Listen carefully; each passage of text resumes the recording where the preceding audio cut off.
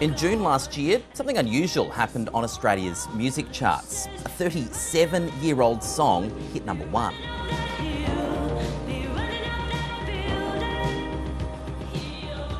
A long time running for Kate Bush. Her song had found a new generation of fans, and she can thank Stranger Things. All up, that song spent 9 weeks at number one. But that's not the first time that old music has made the ARIA charts. This song has reached the top 50 every year since 2013. Well, that one makes sense, but what about this one? The Killers' indie rock anthem Mr. Brightside from their first album Hot Fuss. It took a while to catch on when it was first released, but it did become a mild success in 2004. It spent 12 weeks in the top 50, peaked at number 29 before fading from the charts. Then in 2021, it came roaring back. And since then, Mr. Brightside's been a mainstay in the top 50. Yeah, it's undeniably a banger that people will sing along to at any location, at any time. But why is it constantly charting? It's not like hordes of music fans are rushing out to pick up 20-year-old singles on vinyl. It's charting thanks to streaming. And that shift in how charts are calculated is having a kick-on effect. Because as we see more and more old stuff, the number of Aussie artists making the top 50 has plummeted. Now, we're often seeing just 1 or 2 local albums in the top 50. And that is alarming the Australian music industry.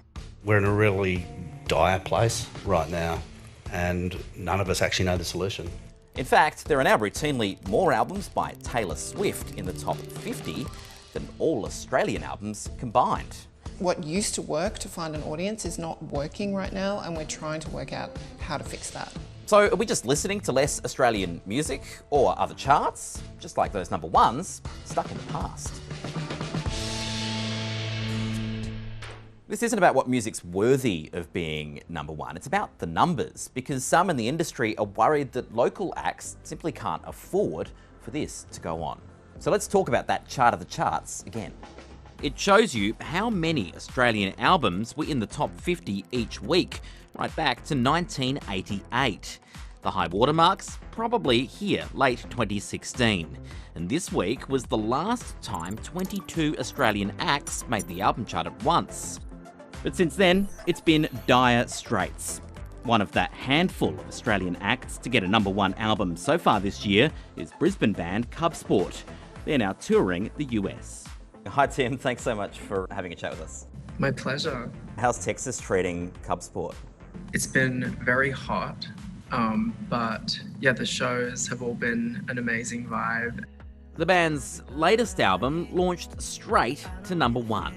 Their previous album nearly got there as well. It went to number 2, beaten only by, you named it, Taylor Swift. Honestly, I was shocked. I mean, I'm very aware of how difficult it is to get a number one album, especially with all of the major albums that have come out in this kind of like post-COVID rush of releases. Annabelle Hurd is the head of ARIA. She says the state of the charts is a symptom of challenges facing the local music industry. I actually think that now we're more accurately reflecting what music consumption is happening. The charts can't fix this problem, they are just measuring what is happening. But what are they measuring? They've always counted physical sales. Stores like this submit their data to ARIA.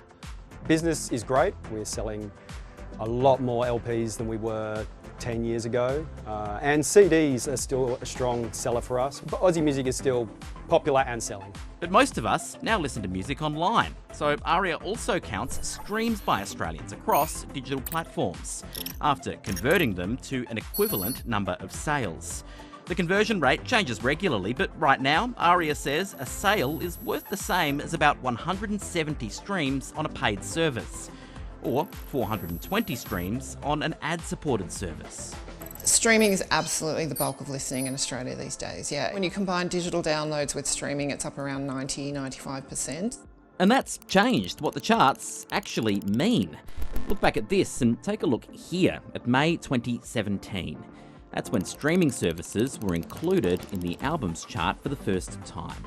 Streams have also upended singles charts. Now that all streams of all songs are being counted, rather than just the few tracks an artist released as singles, a huge artist with a popular new release can dominate.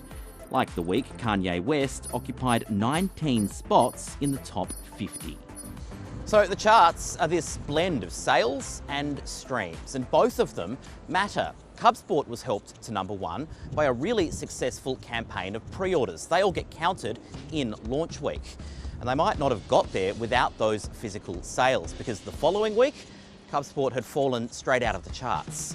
And that is not the only way that artists can and do, entirely within the rules, boost their chances of success. I do feel we're cheating some of the time. Because when I'm selling a ticket to someone and for $1 extra they get a digital download, I know they're not even going to listen to that digital download when they can go to Spotify and listen to the same songs. It is almost impossible for an Australian artist to get an ARIA #1 single or album without releasing a physical product with that release. It's 100% impossible. There's no chance. Does that actually matter? Charts used to carry a lot more influence. Record stores would stack the top 40 out the front of the shop. There'd be countdowns on shows like, well, Countdown. And they'd influence radio playlists as well. But those days, they seem to be largely over. I can't remember the last time someone told me what had hit #1 on the charts, and that made me want to go and listen to a record. And I don't think any of my friends who don't work in the music industry would say that either. Here on Double J, on the road right now, doing a whole bunch of shows. Zan Rowe's been covering Australian music for decades. It's just such a massive ecosystem in a world that has changed so much in the last 20 years, even in the last 10 years. It's just been completely upended with the rise of Spotify in particular. We need to adjust the rules of how we analyse charts, how we analyse play, how we analyse connectedness, because at the moment it's a very old set of rules for a very new way of listening. And many think that new way of listening, how we discover new music these days, could be the root of the problems facing the local industry. What a wonderful thing that you can have every sound recording ever made in the palm of your hand through YouTube Music or Spotify, one of the platforms. But the challenge is, as an artist, how do you stand out in that crowd? When there are so many songs being created and released, it feels like it is like pretty competitive for any sort of opportunity to cut through.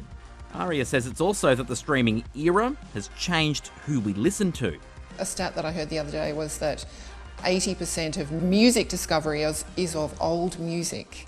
In other words, only 20% of new music discoveries of new music, and that includes Taylor's new album or, Beyonce's new album. And that's why we're routinely seeing the back catalogues of global artists like Taylor Swift and Ed Sheeran on the charts. If you're a local artist, you're competing against them on platforms where recommendations are typically driven by algorithm.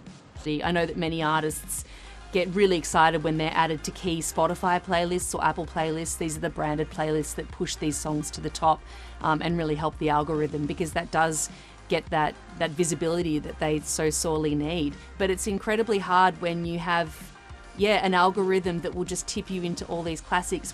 Spotify says it's the largest single contributor to the Australian music industry and paid out $250 million in revenue to Australian artists last year. It says 15 of the top 20 playlists in the country are curated locally, with a strong emphasis on surfacing local music. And the company features local artists in its development program, Radar. The federal government wants to turn its eyes to how streaming algorithms are affecting local artists. Play an Australian album on one of those and have the feature on that it keeps choosing music for you after.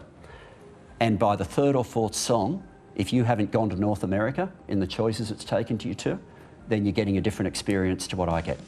A new body, Music Australia, is being tasked with the problem. Getting inside those algorithms and getting a better deal for Australian music will make a huge difference for Australian artists. I'm not one to rush into regulatory solutions. I think it's a last resort.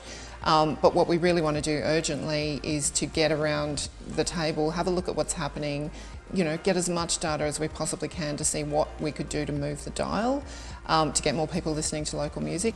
If they aren't, and all our listening royalties go overseas, the money just won't be there for the next crop of local artists to build a career. We have conversations about like how hard it must be for new artists. Because it's wild to me that we wouldn't support something that is such a big cultural export. You know, there's so many incredible Australian artists doing huge things internationally and of course here in Australia. Who are the next artists that are in line to do that, and how do we support them to get to those stages? Now, more than ever, it's a long way to the top.